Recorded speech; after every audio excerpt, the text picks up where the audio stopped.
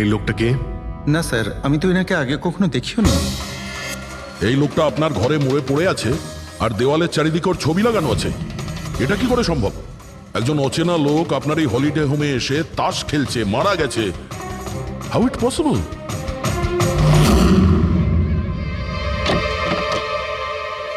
আচ্ছা, এখানে কোনো গার্ড নেই? ছিল স্যার, বহু বছর একজন গার্ড ছিল, কিন্তু ওই মাস চারেক আগে তার মৃত্যু হয়, ব্যাস তারপর থেকে আর কেউ নেই। আমি ভেবেছিলাম যে এবার একজন নতুন গার্ড রাখবো। আমায় বিশ্বাস করুন, আমি একদম সত্যি বলছি। আমি এই ভদ্রলোককে চিনিও না। উনি এখানে কি করছিলেন, ওনার ছবি এখানে কেন টাঙানো, আমি কিচ্ছু বুঝতে পারছি না।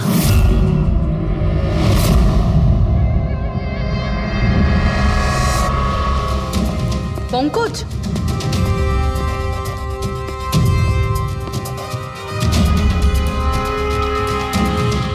স্যার স্যার, জোর করে তো কেউ ভেতরে ঢোকেনি। হ্যাঁ, পিছনের দরজায় তালা নেই কোনো, আর তার ছিটকানিটা বাইরে থেকে খোলা যায়। ওখান থেকে এসছে ওরা। আর স্যার, এই লিভিং রুমের যে জানলাটা আছে এর বাইরে একটা কাটার ঝোপ আছে। ঝোপের মধ্যে এইটা পেলাম স্যার, কাপড়ের টুকরো। মনে হচ্ছে কেউ এর উপরে নজর রাখছিল ওখান থেকে, আর তাড়াহুড়ো করে দৌড়ুতে গিয়ে তখন এই কাপড়ের টুকরোটা ওইখানে আটকে যায়। মৃত ব্যক্তি ছাড়া এখানে আরো 4 জন ছিল আর একজন লোক বাইরে, সব মিলিয়ে 5 জন। তাহলে এই ক্রাইমের অন্তত 5 জন সাক্ষী আছে। যদি ওই 5 জনের মধ্যে একজনকেও ধরতে পারা যায়, তাহলে জানা যাবে কাল রাতে এখানে কি হয়েছিল। 3 জন লোক আছে যারা এই খুনটা সম্বন্ধে জানে, এবং তারা যে খুন হয়েছে তার ছবি দেখে চিনতে পেরেছেন। কখন আসছে ওরা? একটা সময়। 5 জনের মধ্যে 3 জন প্রথমবারই পাওয়া গেল, নট ব্যাড। আর স্যার, ওনারা নিউজ দেখে নিজেরাই আমাদের সঙ্গে দেখা করতে এসেছিলেন। অসাধারণ ব্যাপার। সমাজে যদি বাজে লোক থাকে, ভালো লোকও অনেক আছে স্যার। কিন্তু ওরা কাল রাতে রিপোর্ট লেখালো না কেন? স্যার স্যার, এরা ওই 3 জন, প্রীতম, রণবীর, বিক্রম। প্রীতম, রণবীর আর বিক্রম। তোমরা সবাই জানো ওই খুনটার ব্যাপারে? স্যার। 3 জনের আলাদা করে স্টেটমেন্ট নাও। স্যার, যখন সিডের খুন হয়েছিল তখন আমি ওখানেই ছিলাম। সিড? ওর নাম সিড ছিল? হ্যাঁ স্যার। স্যার, আমি ওদের চিনতামও না। কালকে প্রথমবার ওদের সাথে দেখা হয়েছে, আর কালকেই খুন হয়ে গেল। এক মিনিট। সব কিছু ঠিক মতন বলবে। স্যার, আসলে ওই যে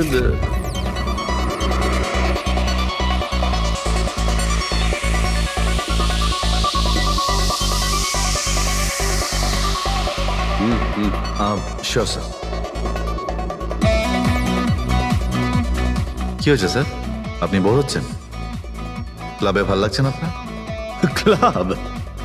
তুমি এটাকে ক্লাব বলছো? মনে হচ্ছে ক্লাব তুমি দেখোইনি। স্যার, আপনি এখানে নতুন এসেছেন, এই শহরে প্রথমবার এসেছেন? হ্যাঁ, নিউ ইয়র্কে থাকি। একটা কাজের জন্য ইন্ডিয়াতে এসেছি। কাজ শেষ হয়ে গেছে আর শহরে বসে বোর হচ্ছি। আপনার বোর্ডন দূর করার একটা রাস্তা আছে আমার কাছে। রিয়েলি? কি? একটু এক্সপেন্সিভ। সেটা চিন্তা তোমায় করতে হবে না। কি রাস্তা আছে সেটা বলো। ভেবে দেখুন স্যার, লাখ টাকার ব্যাপার, আর রিস্কও আছে। জোকিং? রিস্ক নেওয়া আমার হবি, আর সেটা যদি হয় টাকার, সেটা আমার কাছে অনেক আছে। কাজটা বলো। সুপার দেন। তুমি কি ধরনের জোকিং এর কথা বলছো? এরকম কোনো ব্যাপার নেই স্যার, শুধু জুয়া খেলতে হবে।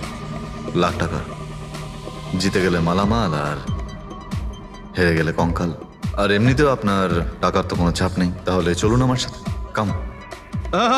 যাচ্ছ কোথায়? এক ভদ্রলোকের বাড়ি। ভদ্রলোকের বাড়ি?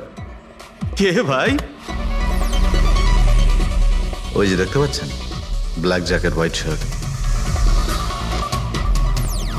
তাহলে ওই বারটেন্ডার তোমাকে ওর বাড়িতে নিয়ে গিয়েছিল, তারপর কি হয়েছিল? না স্যার, ও সিডের বাড়ি নিয়ে যায়নি। ও সিডের সঙ্গে পরিচয় করায়, তারপর আমরা সিডের বাংলোতে যাই।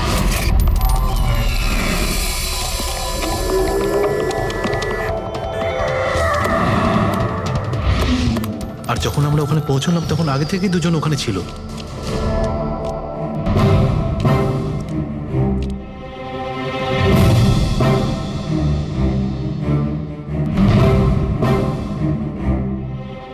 রইল আমার 2 লাখ টাকার চাল।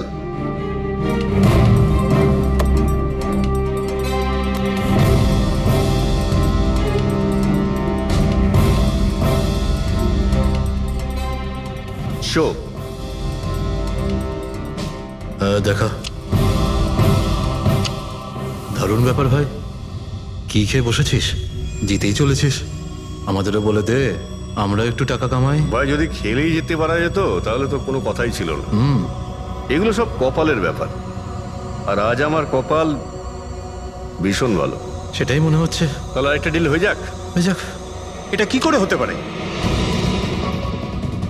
বললাম না আমার কপাল খুব ভালো। তোর লাক আজকে ভালো না অন্য কিছু? মানে এটাই যে তুই তাসের মধ্যে সেটিং করে রেখেছিস। এ নিশ্চয়ই তাসের মধ্যে কিছু গোলমাল করে রেখেছে। ভাই এর বাড়ি হয়তো কোনো ক্যামেরাও লাগিয়ে রেখেছে, নাকি তাসে গন্ডগোল করে রেখেছে। ভেবে দেখার ব্যাপার। তোর মনে হচ্ছে আমি চিটিং করছি? অফকোর্স, নাহলে আমাদের মধ্যে কারো হাতে ভালো তাস এলো না কেন? ওর এলো না, আমার এলো না কেন? তুই চিটিং করছিস? চিটার? এই তুই আমাকে চিটার বলছিস? হ্যাঁ, তোকে চিটার বলছি। ও, হার মেনে নিতে পারছিস না তুই, তাই তো? খোকা, এটা বড়দের গেম, বাচ্চাদের নয়। যদি এখানে জিততে হয় না, তবে কার্ডে জিততে হয়। তাহলে বেরিয়ে যায় এখান থেকে। মুখ সামলে কথা বল। কি করছিস কি? তুই মুখ সামলে কথা বল, এটা আমার বাড়ি, বুঝলি? বেরিয়ে যায় এখান থেকে। কি করছিস কি ভাই? আরে ওকে তাড়া কেউ এখান থেকে। তার মানে হরিশ ওখান থেকে চুপ করে বেরিয়ে গেল। হ্যাঁ স্যার, প্রথমে আমারও মনে হচ্ছিল যে ও চলে গেছে, কিন্তু ও কিচেনে গেছিল। কিচেনে?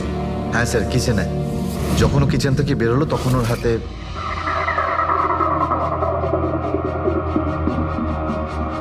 তুই আবার এসিস এখানে? তোকে বলেছি না এখানে আসবি না? বেরো এখান থেকে। কি হলো কি? এই তুই আবার হাত দিচ্ছিস গায়ে? আরে ভাই, আরে কি করলি কি তুই? আরে মেরে দিল ওকে। এটা এটা কি করলে? মেরে দিলে? আমি অ্যাম্বুলেন্সকে কল করছি, তোরা এখানে থাক। আরে মরে গেছো? পুলিশকে ফোন কর, না হলে আমরা সবাই ফেসে যাবো। পুলিশকে ফোন করলে আমরা বেঁচে যাব? জুয়া খেলছিলাম আমরা, বেআইনি এই জুয়া খেলা। হ্যাঁ, জুয়া খেলেছি, কাউকে মারিনি তো এক আমরা। বেশি চালাকি করিস না। পুলিশ যদি আসে না, আমি একা ফাঁসবো না, সবাই মিলে ফাঁসবো। সেভ একটা কাজ করতে পারি, তোরা এখান থেকে যা, আমি কাজটা খতম করে আসছি।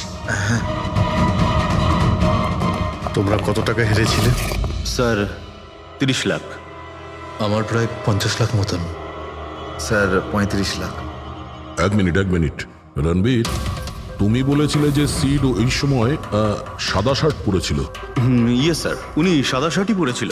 আর বিক্রম, তুমি বলেছিলে যে ও হলুদ শার্ট পরেছিল। হ্যাঁ স্যার, ও হলুদ শার্টই পরেছিল। ও সাদা বা হলুদ রঙের শার্ট পরেছিল না, একটু ব্লুইশ কালার ছিল শার্টটার, আমার ভালো মনে আছে। কিভাবে সেটা হয়? আমরা যখন লাশটাকে পেয়েছিলাম তখন ও হোয়াইট কালারের শার্ট পরেছিল, আর রণবীরও তো এই একই কথা বলছে। এটা কিভাবে সম্ভব? একই সময়ে আলাদা আলাদা ড্রেসে কিভাবে খুন হয়? স্যার, যখন মার্ডার হলো তখন এটা কেউ ছিলই না ওখানে। ছিল না মানে? মানে এটাই যে আমার ভালো মতো মনে আছে, এটা 6 মাস আগের ঘটনা। এরা ছিল না ওখানে। না স্যার, এটা পুরো 1 বছর আগের কথা। কি সব বলছে স্যার এরা? ফোন তো কাল রাতে হয়েছে, তাই না? এক্স্যাক্টলি, খুনটা গতকাল রাতেই হয়েছিল। আর সেই সময় উনি সাদা রঙের শার্টই পরেছিলেন। এক মিনিট, এসব তোমরা কি বলছো?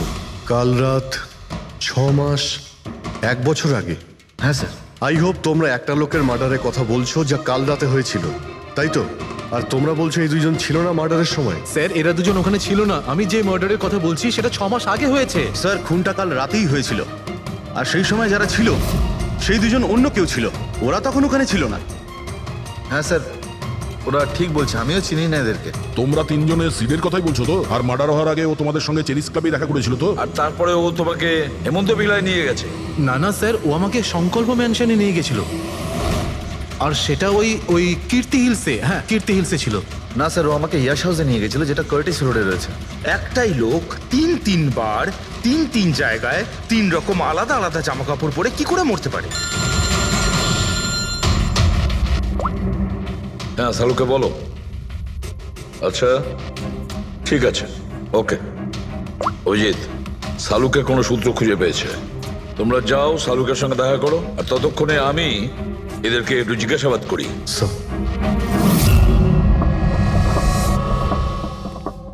হ্যাঁ, এসো ভাই এসো, দেখো আমি কি পেয়েছি। আরেকটা কথা বলতে হবে, এই কেসটা বড় অদ্ভুত। হ্যাঁ ডক্টর সালুকে, কেসটা তো খুবই অদ্ভুত, আর যেগুলো আমরা জানতে পেরেছি ওগুলো আরে না ভাই, ওইটাও তো অদ্ভুত নয়, আমি যেটা তোমাদের বলতে যাচ্ছি সেটা অদ্ভুত। হ্যাঁ, কি হলো? তুমি এদিক ওদিক কি দেখছো? কিছু না। ঠিক তো? না না, আমি আপনার কথাই শুনছি। কি বলছেন স্যার? ও আচ্ছা আচ্ছা, হ্যাঁ, তো আমি কি বলছি? ও হ্যাঁ, অদ্ভুত। দেখো, আমি এর রক্তের সঙ্গে সঙ্গে রক্তের মতো আর একটা জিনিস পেয়েছি। রক্তের মতো? স্যার স্যার আপনার সন্দেহ একদম ঠিক ছিল, এটা ডাই ছিল। আরে সারিকা, তুমি এসে গেছো?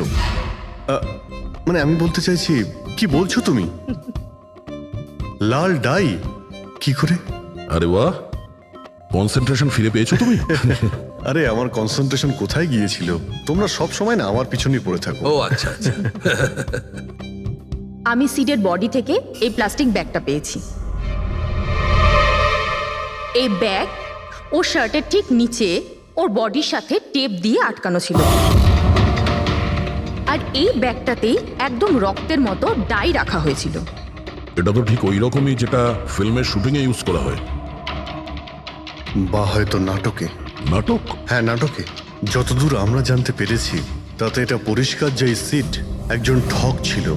ও সিডা তার সঙ্গীরা মিলে জুয়া আর মার্ডারের নাটক করে লোকেদের ঠকাতো। তার মানে এসবের মধ্যে ওই বারটেন্ডারও যুক্ত ছিল। ও জেনে বুঝে বড় লোকদের ফাঁসিয়ে এখানে এই কার্ড পার্টিতে পাঠাতো, আর তারপরে এই মার্ডারের নাটক। তো এই জন্য রণবীর, বিক্রম আর প্রীতম আলাদা আলাদা জায়গায়, আলাদা আলাদা সময় এর মার্ডার দেখেছে। আর ওরা এসব অনেক আগে থেকেই করছে, কিন্তু কাল রাত ওদের নাটক বাস্তবে পরিণত হয়। প্রতিবারই একটা নতুন বাংলো, নতুন লোক ঠকানোর জন্য। আর বাকি সব সেম, একই খেলা, একই ঝগড়া, আর সেই একই সিটের মার্ডারের নাটক। লোকেদের কাছ থেকে টাকা নিয়ে পুলিশ কেসে নামে লোকেদের ভয় দেখিয়ে বের করে দেওয়া। সব কিছু সেম টু সেম। প্ল্যান তো খুব ভালো ছিল, কিন্তু কালকে হঠাৎ মার্ডার কি করে হয়ে গেল? কারণ কালকে রাতে একটা গন্ডগোল হয়েছে। মানে? 1 মিনিট।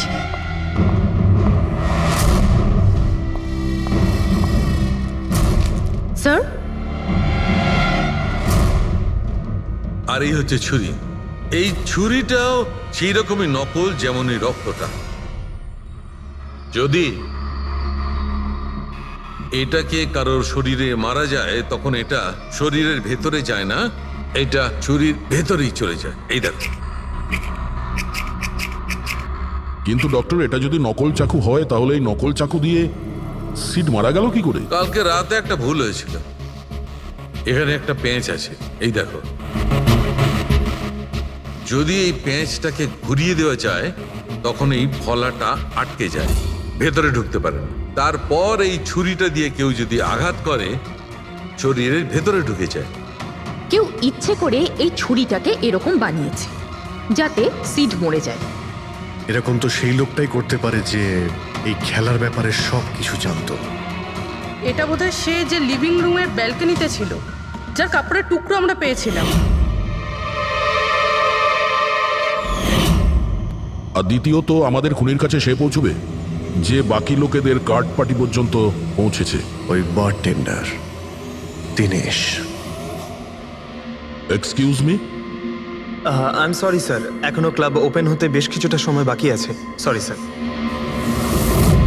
আমরা একটা কেসের ব্যাপারে এখানে এসেছি। আমরা সিআইডি থেকে। সিআইডি? হ্যাঁ বলুন স্যার, আমি কি করতে পারি আপনার জন্য? স্টাফেদের সঙ্গে কিছু কথা আছে। স্টাফেরা এখানে আছে? এখন সবাই তো এখানে নেই, কিছু লোক আছে যারা লকার রুমে ইউনিফর্ম চেঞ্জ করছে। আপনাদের একজন বারটেন্ডার দিনেশ, সে কোথায়? ম্যাম, কাল থেকে ও কাজে আসেনি, জানি না না বলে কোথায় গেছে। আচ্ছা স্যার, ব্যাপারটা কি? ও কিছু ঘটিয়েছে নাকি? করেছে কি করেনি সেটা পরে আপনি জানতে পারবেন। আপাতত আপনি ওর অ্যাড্রেস দিন আমাদের। স্যার, ও এখানে যে অ্যাড্রেস দিয়েছিল সেটা ভুল অ্যাড্রেস। অ্যাকচুয়ালি ও যখন উধাও হয়ে গিয়েছিল এখানে অ্যাড্রেস বুক থেকে ওর সব ডিটেলস বার করেছিলাম আমি, কিন্তু তারপর দেখলাম যে অ্যাড্রেসটা ভুল। আপনি চাইলে আমি আপনাকে অ্যাড্রেসটা দিতে পারি, কিন্তু আমার মনে হয় না আপনি ওকে ওখানে খুঁজে পাবেন। আপনি যখন কাউকে কাজে রাখেন তখন তাদের ডিটেলস নিয়ে রাখেন না? আপনি কি জানেন আপনার এই বারকে সামনে রেখে ও লোককে ঠকাতো? হোয়াট? আর আমরা এখন ওকে একটা খুনের ব্যাপারে খুঁজছি। Murder? I am sorry ma'am, আমি সত্যি জানতাম না। সেই জন্যই আগে থেকে ভালো করে খোঁজ নিতে হয়। রুলসগুলো আপনার ভালো করে ফলো করা উচিত ছিল। আগে থেকে এগুলো করলে আজকে এরকম প্রবলেম হতো না। I am sorry sir. আচ্ছা, এই দিনের সম্পর্কে আর কি বলতে পারো? কিছু জানো ওর সম্পর্কে? না স্যার, তেমন বিশেষ কিছু নয়, কারণ ও খুব কম কথা বলতো, বেশিরভাগ চুপ করেই থাকতো। সেই জন্য ওর বন্ধু কম ছিল, শুধু এক মেয়ে ছাড়া, মানসী। ও এখানে ওয়েট্রেসের কাজ করে। ওদের মধ্যে ভালো ভাব ছিল, যদিও ওরা দুজনে কোনোদিন এটা প্রকাশ করেনি, কিন্তু আমার মনে হয় যে ওদের মধ্যে প্রেমের সম্পর্ক ছিল। তো আপনি মানসীকে জিজ্ঞেস করেননি কি ছিল ওদের মধ্যে? জিজ্ঞেস করেছিলাম ওকে, কিন্তু ও নিজেও জানে না। কোনো ব্যাপার না, মানুষকে একবার ডাকুন তো। ঠিক আছে স্যার। স্যার, মানসী। মানসী, দীনেশ তোমার বন্ধু ছিল? ছিল মানে? ও ঠিক আছে তো? দেখো, একটা খুন হয়েছে, আমরা সন্দেহ করছি দীনেশ ওটাতে ইনভলভ আছে। আমরা ওকে খুঁজছি। তুমি জানো কোথায় আছে ও? আমি নিজেই অনেক টেনশনে আছি, ওর ফোনও লাগছে না। আর ও এখানে যে অ্যাড্রেসটা দিয়েছিল সেটাও নকল। আর আপনারা বলছেন যে ও কোনো মার্ডারের সাথে যুক্ত? আচ্ছা, আপনি তো ওকে খুব ভালো করেই জানতেন না? হ্যাঁ স্যার, আমরা একে অপরকে ভালোবাসতাম, আর আমরা বিয়েও করতে চলেছিলাম। সেই জন্য ও কিছু টাকা জোগাড় করতে চাইছিল। আচ্ছা, ও এই টাকাটা ক্লাবের চাকরি থেকে জমাচ্ছিল নাকি অন্য কোনো সাইড বিজনেস ছিল ওর? চাকরি ছাড়া ও শেয়ার বিজনেসে ও টাকা লাগিয়েছিল। আর আমাকে বলতো যে ও অনেক টাকা রোজগার করছে, আমাকে দামি দামি গিফট দিত আর দামি দামি রেস্টুরেন্টও নিয়ে যেত। তো ও তোমায় ওর ঠকানোর বিজনেসের ব্যাপারে কিছুই বলেনি? ওর কোনো ছবি আছে তোমার কাছে? হ্যাঁ আছে।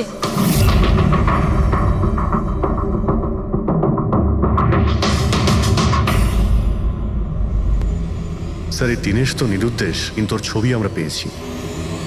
এটাকে আমরা সার্কুলেট করে দিচ্ছি। হ্যাঁ, করাও অভিজিৎ, করাও। তিনজনের স্কেচ তো করা হচ্ছে।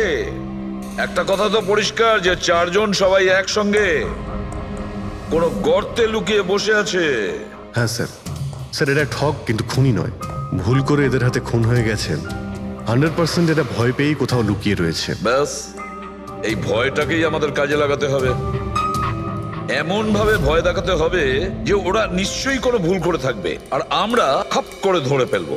স্যার, স্যার, হ্যাঁ, স্কেচ তৈরি। ওকে স্যার, হ্যাঁ, এই তিনজনই জুয়ারি, আর যে ছুরি মেরেছে সে হলো হরিশ। একটা কাজ করো, এই তিনটে স্কেচই আর ওই বারটেন্ডারের ছবি প্রতিটা police station, railway station, bus stand, লজে, সব জায়গায় পাঠিয়ে দাও। আর সমস্ত নিউজ চ্যানেলেও পাঠিয়ে দাও। আর ওদেরকে জানিয়ে দাও যে 24 ঘন্টা যেন এদের ছবি দেখানো হয়। প্রত্যেকটা বাড়িতে এদের ফটো দেখাতে হবে। তারপরে দেখবো কতদিন লুকিয়ে থাকে আমাদের হাত থেকে। এই চারটে ফটো খুব ভালো করে দেখুন। এই চারজন এই হত্যাকাণ্ডে জড়িত। এদের ব্যাপারে কোনো রকম সূত্র বা কোনো রকম খবর পেলে সিআইডি কে এই নাম্বারে খুব তাড়াতাড়ি যোগাযোগ করবেন। এরা খুবই ভয়ানক।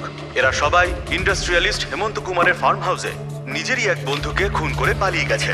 পুলিশরা অনেকক্ষণ ইনভেস্টিগেশন করার পরেও সেখান থেকে কোনো কিছুই খুঁজে পাওয়া যায়নি। সিআইডি এদের সবাইকে খুঁজছে।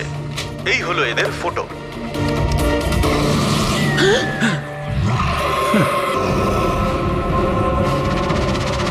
ভাই শোন না, ম্যাচটা চালু কর না, ম্যাচ হচ্ছে। এরা সবাই ইন্ডাস্ট্রিয়ালিস্ট হেমন্ত কুমারের ফার্ম হাউসে নিজেরই এক বন্ধুকে খুন করে পালিয়ে গেছে। সিআইডি এদের সবাইকে খুঁজছে। এই হলো এদের ফটো। দেখলি তুই, এরা তো সবকিছু জেনে ফেলেছে। ভাই ছবি টবি সব দেখাচ্ছে, সমস্ত ডিটেলস দেখাচ্ছে। বাজেভাবে ফেসে যাবো ভাই এসবে। হাসবো তো বটেই। আমি তোদের আগেই বলেছিলাম যে চল পালিয়ে যাই, কিন্তু তোরা তো শুনলেই না। এবার পুলিশ আসবে, সব জায়গায় খোঁজ করবে, আর তখন আরে এখনো অনেক সময় আছে। চল পালাই, এই ব্যাগ তোলা, সবাই মিলে পালাই, চল।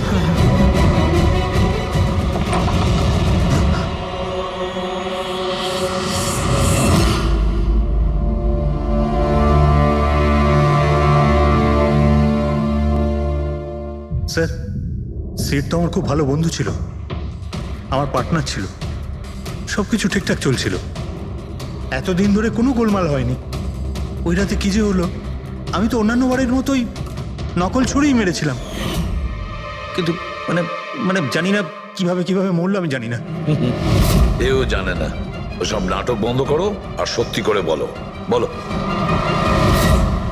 স্যার, আমরা ধনী আর এনআরআই লোকদের বোকা বানিয়ে ঠকাতাম, আর দিনেশ ওই জেডিস ক্লাব থেকে এই ধরনের বোকাদের সিডের কাছে আনতো।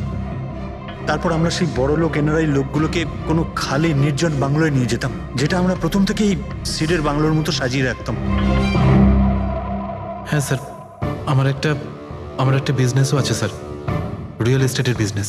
তাই স্যার এই কাজের জন্য এরকমই খালি শুনশান বাংলোর খোঁজ করতাম আমি স্যার, আর তারপর অ্যাভেলেবেল করাতাম এই কাজের জন্য স্যার। স্যার, প্রথমে আমরা মুরগিকে জিততে দিই, আর তারপর যখন সে ভরসা পেয়ে যায় তখন সিট জেতা শুরু করে দেয়। এই সব কিছুর প্ল্যান থাকতো স্যার, সিট জিততেই থাকতো, আর আমি আর ওরা আমার মধ্যে ঝগড়া শুরু হতো, আর আমি রেগে গিয়ে ওকে খুন করে দিতাম, মানে মিথ্যে করেই। এসব দেখে ধনী এনআরআই লোক ঘাবড়ে যেত আর ওদের টাকা পয়সা ফেলে পালিয়ে যেত। ওঠে পর নাটক শেষ, চলে গেছে ও।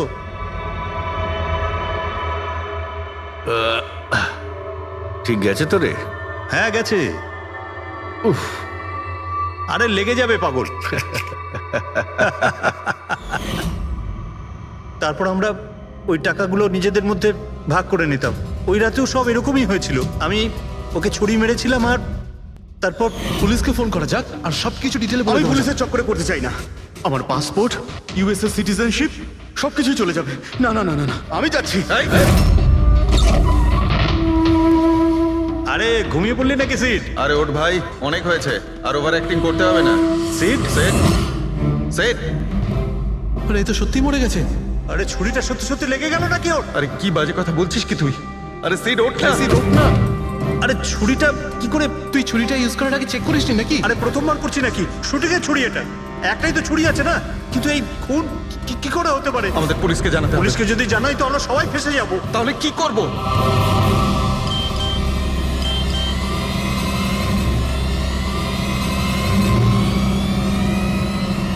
তোর খেলাটা ভেস্তে গেছে ভাই। কি? এই এই এটা দেখ, এই দেখ ফটো আছে। আরে আমি এই ফটোগুলো এখনই পাঠাচ্ছি পুলিশের কাছে অ্যাড্রেস সহ, ওরা এক্ষুনি ওখানে এসে পড়বে। তোর খুব শখ হয়েছিল না খেলার, এবার দেখি পুলিশের সাথে কেমন লুকোচুরি খেলিস। তুমি বলছো যে তোমরা ওখানে টাকা ফেলে পালিয়ে গিয়েছিলে? হ্যাঁ স্যার, পুরো 90 লাখ টাকা ছিল স্যার। আমরা সব ফেলে পালিয়েছিলাম। কিন্তু আমরা তো ওখানে কোনো টাকা পাইনি। আমি কিছু জানি না ম্যাম, ওই টাকাটা কোথায় গেছে, ওই নকল ছুরিটাই বা আসল কি করে হয়ে গেল, সিডের খুন কি করে হয়ে গেল, আমি কিচ্ছু জানি না ম্যাম। কেউ তোমাদের জালে তোমাদেরই ফাঁসি দিয়েছে, বুঝেছো? দেখো, এমন কেউ আছে যে তোমাদের এই খেলার ব্যাপারে সব কিছুই জানতো। ওই ছুরিটা নিয়ে কোনো গন্ডগোল করেছিল আর তাতেই সিট মারা যায়। আর ওই দিনেশ, ও কোথায়?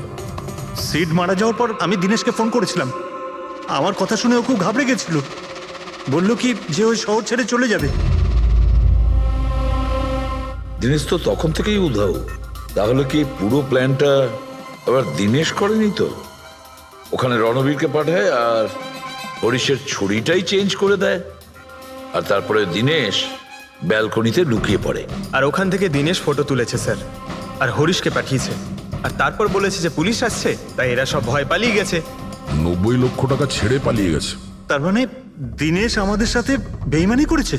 বাহ, সবাইকে ঠকায় যে লোক, যখন তাদের সাথে এরকম হলো খারাপ লাগছে।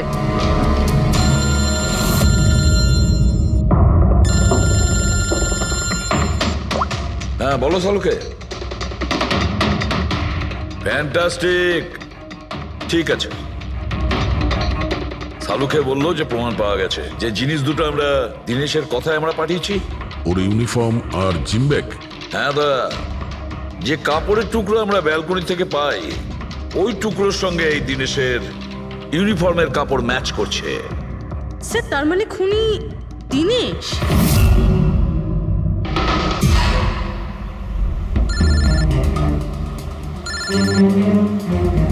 ACP sir, hello? কি জিটি রোড? ঠিক আছে স্যার, ওকে ওকে। জিটি রোডে যেতে হবে। দিনেশকে জিটি রোডের বাজারে দেখা গেছে।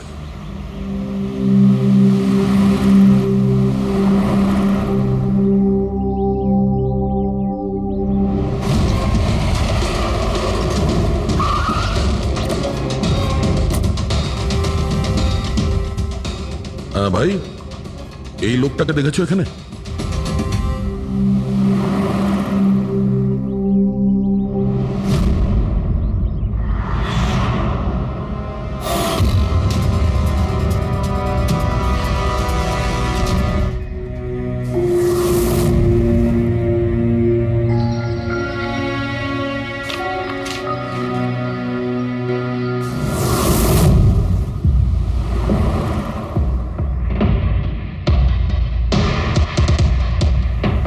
আচ্ছা, এই যে দাদা, একে দেখেছেন? হ্যাঁ দেখেছি তো, কোথায়? ওই তো ওখানে দাঁড়িয়ে রয়েছে।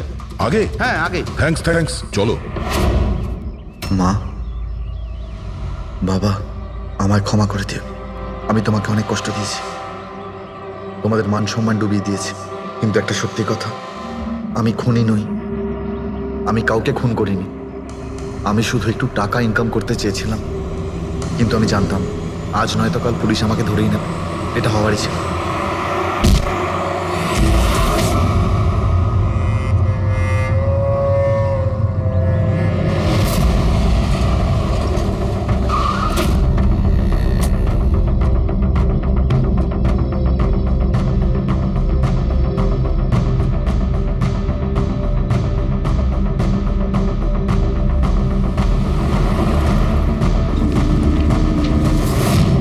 ক্ষমা করে দাও।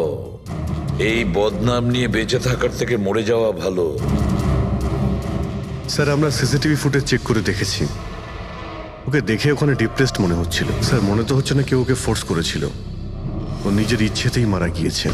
সুইসাইড নোট পড়ে তো মনে হচ্ছে স্যার ও এই কাজের ব্যাপারে খুব লজ্জিত ছিল। ও এ ব্যাপারে জড়িত তো ছিল, কিন্তু সিটকেও মারেনি। স্যার, দিনেশ নয় তো আর কে হতে পারে? এদের এইসব খেলার ব্যাপারে আর তো কেউ জানতোই না। এরকম ব্যাপার নয় তো যে এরা যাদেরকে ঠকিয়েছিল ওদের মধ্যে কেউ এদের থেকে প্রতিশোধ নিচ্ছে? হতে পারে। একটা কাজ করি, আমরা বোর্ডের ওপর পুরো সাসপেক্টদের নাম লিখি, ওদের ফটোগুলো ওই সাসপেক্ট মানে ওই এনআরআই যাকে হরিশ আর তার দুই বন্ধু মিলে ঠকিয়েছে,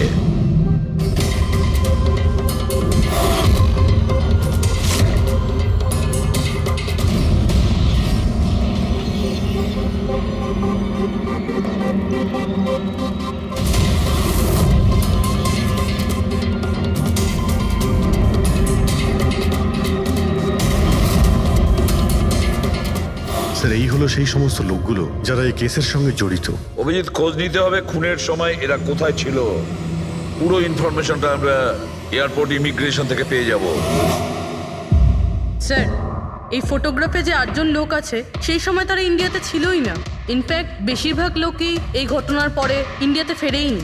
শুধু এই 4 জন ছাড়া এই 3 জন সাক্ষী, বিক্রম, রণবীর, প্রীতম আর মিস্টার রানা। স্যার, এক্ষুনি আমি মিস্টার রানার বাড়িতে ফোন করেছিলাম, ওনার ওয়াইফ ধরেছিলেন। বললেন যে 3 বছর আগে উনি মারা গেছেন, আর 3 বছর আগে এরা ওনাকে ঠকিয়েছিল। উনি এই গিল্ট ফেলেই ভুগতেন যে ওনার সামনে কেউ খুন হয়ে গেছিল আর উনি কিচ্ছু করতে পারেননি, যার জন্য উনি নেশার কবলে পড়েন। আর তাহলে বাকি থাকলো 3 জন সাসপেক্ট, প্রীতম, রণবীর আর বিক্রম। প্রীতম আর বিক্রম এরা তো দেশের মধ্যেই ছিল, কিন্তু এই শহরে ছিল না। এবার এই রণবীরই শুধু বাকি থাকলো। রণবীর তো নিজেই ওখানে ছিল, ওই ফটোতেও ছবি আছে। হ্যাঁ স্যার, ও একই সাথে ব্যালকনি আর হল তাতে থাকতে পারে না। এটা অন্য কেউই হবে। তাহলে কে হতে পারে এই খুনি? পঙ্কজ, মিস্টার রানা 3 বছর আগে মারা গেছেন, ওনার পুরো ডিটেলসটা আমার চাই। স্যার,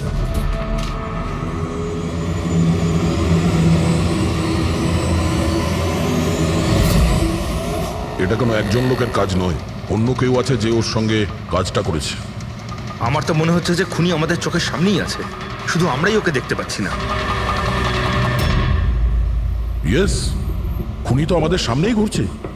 কি কথা বলেছো ফ্রেডি, সুপার। আমি স্যার? হ্যাঁ তুমি। খুনি সত্যিই আমাদের চোখের সামনে ঘুরছে, কিন্তু আমরা ওকে দেখতে পাচ্ছি না। কিন্তু এখন আমি বুঝতে পেরে গেছি। হোটেলে যাই। হোটেল? হ্যাঁ হোটেল। থিওরি হিসেবে ওর হোটেলেই থাকার কথা। একবার যদি জানতে পারি যে খুনি ওই, তাহলে ওর সঙ্গী আর জুয়োর টাকা সব পেয়ে যাবো। তাহলে চলুন স্যার, তাড়াতাড়ি যাওয়া যাক আর ওকে ধরে ফেলি গিয়ে। ধরবে না ওকে, ওর ওপর নজর রাখতে হবে। আর হ্যাঁ, যদি বেশি চালাকি করে তাহলে ছাড়বো না ওকে।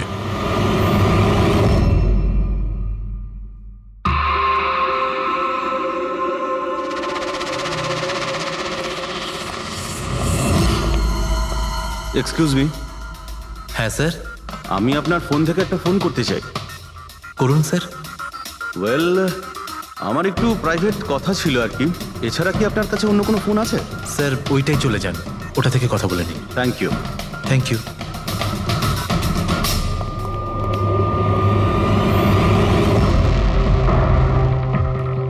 শোনো ভাই, হ্যাঁ স্যার। আমরা সিআইডি থেকে আসছি। আমরা এই লোকটাকে ফলো করছি। এই লোকটা যে কথা বলছে ওটা আমাদের শুনতে হবে যে কি কথা বলছে। স্যার ওই ফোনটা এই ফোনটার সাথে কানেক্টেড। আমার মনে হচ্ছে সিআইডি কিছুই জানতে পারেনি। প্ল্যানটা সাকসেসফুল। আমাদের প্ল্যানটা খারাপ করার শুধু একটাই লোক ছিল, আর সেই ছিল দিনেশ। আরও সেটার উপযুক্ত শাস্তি পেয়ে গেছে। So there is nothing to worry about. You don't worry. আমি যদি কিছু জানতে পারি তোমাকে জানাবো। I love you two.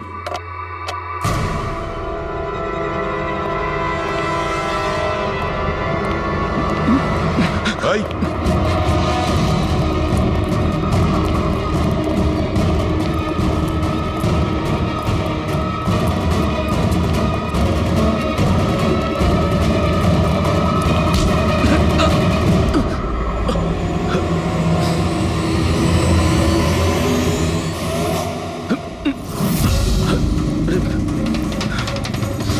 আমি আপনাদেরকে কিচ্ছু বলতে পারবো না। আমি এই ব্যাপারে কিচ্ছু জানি না। তুই কিছু বলিস আর না বলিস, তুই ফোনে যা কথা বলছিলি না ওটা আমরা সবাই শুনে নিয়েছি, বুঝলি? শুধু এটা বল, টাকা কোথায়? হ্যাঁ দেখো, মুখ বন্ধ করে কেন নিজের জীবনের সর্বনাশ ডেকে আনছো? তোমার মঙ্গল এতেই। চুপচাপ যা জানো সব বলে দাও। টাকাটা ওর কাছে রয়েছে।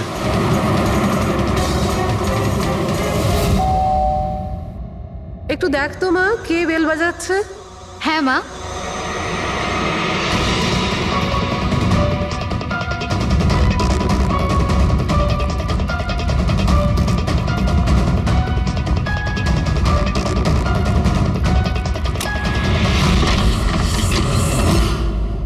হাই, চিনতে পেরেছো? স্যার, মানসী। অ্যাকচুয়ালি আমরা আপনার বাড়ির তল্লাশি নিতে চাই। Search warrant. কি ব্যাপার? আপনারা কারা? সিআইডি। আমাদের কাছে আপনার বাড়ির তল্লাশির অর্ডার আছে। কিন্তু আমরা কি করেছি? আপনারা এখানে কেন এসেছেন? খুব তাড়াতাড়ি জানতে পারবে। চেক করো।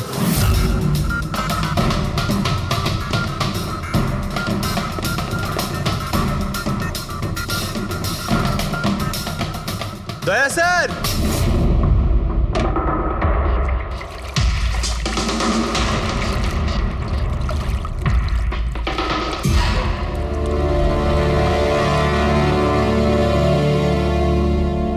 চলো। এই নোটগুলোতে রক্ত লেগে রয়েছে। ডিএনএ টেস্ট করলেই জানতে পেরে যাব যে এই রক্তটা সিডের, তাই না? এবার বলো, কিছু জিজ্ঞেস করবে? এখন এ জিজ্ঞাসা করবে না, আমরা জিজ্ঞাসা করব ব্যুরোতে। কিন্তু আপনারা আমাকে কেন সন্দেহ করলেন? শেষবার আমাদের মনে হয়েছিল যে দিনেশ খুনি, কিন্তু ও সুইসাইড করে প্রমাণ করে দিয়েছে যে ও খুনি নয়। মানুষ এটা কি চেনো? এটা তোমার ইউনিফর্মের কাপড়ের টুকরো। এটার কারণে আমরা তোমাকে সন্দেহ করছি, বুঝেছো? আর তারপর আমরা এইটা খোঁজ লাগালাম যে তুমি এরকম কাজ করলে কেন। আপনি জানতেন যে আমি এসব কেন করেছি? মিস্টার রানা, আপনার বাবা ছিল, রাইট? হ্যাঁ, উনি আমার বাবা ছিলেন, আর ওনার প্রাণ সিট আর ওনার সঙ্গীদের জন্য গেছে। উনি ওই ঘটনাটা কিছুতেই ভুলতে পারেননি, আর উনি একজন ডায়াবেটিসের রোগী ছিলেন। তার তারপরে উনি প্রচুর ড্রিঙ্ক করতে শুরু করে দিয়েছিলেন। উনি কি জানতেন এগুলো যা হচ্ছে সেগুলো সবই নাটক? না, উনি কিছুই জানতেন না। যদি এটা জানতেন তাহলে নিজের প্রাণ নিতেন না। উনি তো এই সব কিছুকে সত্যি মনে করতেন। ইউএসএ তে ছিলাম আমি, যখন মা আমাকে কল করলো। বাবার অবস্থা খুব খারাপ ছিল। যখন আমি ইন্ডিয়া আসলাম তখন উনি আমাকে বললেন যে আমাকে ওনার কোনো অসম্পূর্ণ কাজ পূর্ণ করতে হবে আর ওনার অপরাধীদের শাস্তি দিতে হবে। তারপরে আমিও বাবাকে প্রমিস করেছিলাম যে আমি ওনার অসম্পূর্ণ কাজ শেষ করব। তারপরে উনি আমাদের সবাইকে ছেড়ে চলে গেলেন। তারপরে তুমি কি করলে? তারপরে আমি খোঁজ করা শুরু করি, কিন্তু ওই সময় এরকম কোনো কেস রেজিস্টারই হয়নি। কিন্তু পরে আমার মনে পড়েছিল বাবা বলেছিল যে এই জেডিস ক্লাবে দিনেশ ওনাকে সিডের সাথে দেখা করিয়েছিল। তো এইভাবে তোমার সঙ্গে দিনেশের দেখা হয়? হ্যাঁ, তারপরে আমি ওখানে ওয়েটারে চাকরি করা শুরু করি। দিনেশকে নিজের বন্ধু বানাই আর ধীরে ধীরে ওর কাছে আসতে থাকি। তারপরে পুরো বিষয়টাই আমি বুঝতে পেরেছিলাম যে কিভাবে ওরা আমার বাবাকে বোকা বানিয়ে আমার বাবার থেকে টাকা নিয়েছিল। কিন্তু আইনের কাছে সাহায্য চাওয়ার বদলে তুমি আইন নিজেই হাতে নিয়ে নিলে। বেইমানির বদলে বেইমানি। দিনেশের সঙ্গে তুমি ভালোবাসার নাটক করেছিলে। হ্যাঁ, আমি নাটক করেছি।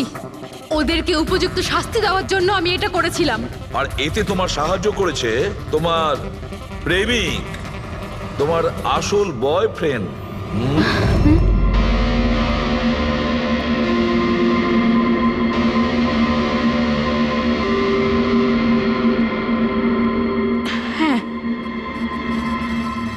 আমরা দুজনে মিলে প্ল্যান করেছিলাম। রণবীর ওই রাতে জেনে বুঝে বোকা হয়েছিল।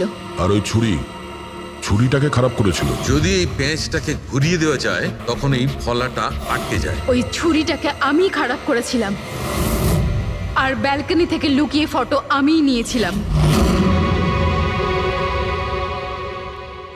তারপরে আমি ওই ফটো হরিশকে পাঠিয়েছিলাম আর ওদেরকে ওখান থেকে তাড়িয়ে দিলাম আর আমি টাকাগুলো নিয়ে ওখান থেকে বেরিয়ে পড়লাম। আমি আমার বাবাকে দেওয়া প্রমিস পূরণ করেছি। ওই টাকাটা আমার বাবার ছিল। আমি ওনার প্রতি ন্যায় করেছি। ভুল। ওই ন্যায় বিচার করা তোমার কাজ নয়, সেটা করবে আদালত। তুমি আইন নিজের হাতে নিয়েছিলে আর একটা খুব মস্ত বড় অপরাধ করেছো। আইন তোমাকে কঠোর থেকে কঠোরতম শাস্তি দেবে। তোমাদের দুজনকে কঠোর শাস্তি দেবে। আর খুব একটা দূরে ছিল না। এই শেল তো এখানেই আছে, তার মানে এখান থেকে খনি গুলি চালিয়েছে। হ্যাঁ, এই জন্য হয়তো যে 5 জন নিচে দাঁড়িয়েছিল তারা দেখতে পায়নি। পর্দাও লাগানো ছিল। তোমরা সবাই সুবোধ কুমারকে কিভাবে চেনো? সুবোধ স্যার থিয়েটারের প্লেস ডাইরেক্ট করতেন। আমরা সবাই ওনার সাথেই কাজ করতাম। আমি ওনার অ্যাসিস্ট্যান্ট ডিরেক্টর ছিলাম। আমিও। ম্যাম, ওই যে লাইটিং, মানে লাইটের কাজ হয় না? আমি ব্যাক স্টেজ আর কস্টিউম সামলাতাম। আর অলোক, যার পায়ে গুলি লেগেছিল, ও সে? ও আর্ট ডিরেক্টর ছিল। আই ক্যান বিলিভ ইট যে ওর গুলি লেগেছে। ও ঠিক হয়ে যাবে তো? হ্যাঁ, উনি ঠিক হয়ে যাবেন। ডক্টর বলছিলেন যে গুলি এপার ওপার হয়ে গেছে। She will be fine. যখনই অলোকের গুলি লাগলো একদম হুড়োহুড়ি পড়ে গেছিল। লোক এদিক ওদিক ছুটতে শুরু করে। অনেক লোক তো সুবোধার অলোককে মারিয়ে চলে গেছে। আর এই হুড়োহুড়ি ফেলে দিয়েছিল এই স্মোক বোম। Smoke bomb. তাহলে এই ধোঁয়ার সুযোগ নিয়ে খুনি এখান থেকে পালিয়ে যায়। আচ্ছা, তাহলে আপনাদের মধ্যে কেউই খনিকে পালিয়ে যেতে দেখেননি? না, আমরা তো নিজেরাই দৌড়চ্ছিলাম। ইনফ্যাক্ট আমি দৌড়তে গিয়ে পার্থর ওপর পড়ে গেলাম। তোমরা এই সময় এখানে কি করছিলে? তোমাদের কোনো রিহার্সাল ছিল নাকি? না, জানি না। আসলে আমি বলতে চাইছি, স্যার নিজে মেসেজ করে আমাদের এখানে ডেকেছিলেন। আপনার ফোনটা দেখান। উফ, কি হলো? কি গরম লাগছে। আমি এসি অন করে দিচ্ছি। হ্যাঁ, প্লিজ।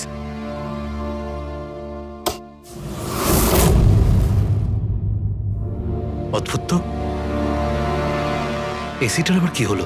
পরশু অব্দি তো ঠিক ছিল। কোনো ব্যাপার না, ছেড়ে দাও। All of you come rehearsal room at 10 PM. Do not be late. No excuses. তোমাদের স্যার তো বেশ স্ট্রিক্ট ছিলেন। ম্যাম বেশ না, অনেকটাই স্ট্রিক্ট ছিলেন। তাহলে আপনারা কাজ করতেন কেন ওনার সঙ্গে? উনি যেমনই হন না কেন, হি ওয়াজ এ জিনিয়াস, খুবই সাকসেসফুল ছিলেন। হ্যাঁ, ওনার সাথে যারাই কাজ করেছেন প্রায় আজ পর্যন্ত, তাদের প্রায় সকলেই আজকে জীবনে সেটেল। আপনাদের সুবোধ স্যার তো খুবই সাকসেসফুল আর ট্যালেন্টেড ছিলেন। তাহলে তো ওনাকে অনেকেই হিংসে করতো, মানে আই মিন অনেক শত্রু ছিল। হ্যাঁ, অনেক লোক এমনও ছিল যারা ওনাকে পছন্দ করতো না। না বন্ধু না ফ্যামিলি, তবে মিস্টার সুবোধের অনেক শত্রু ছিল। হতে পারে এদের মধ্যেই কেউ মেরেছে বদলা নেবার জন্য।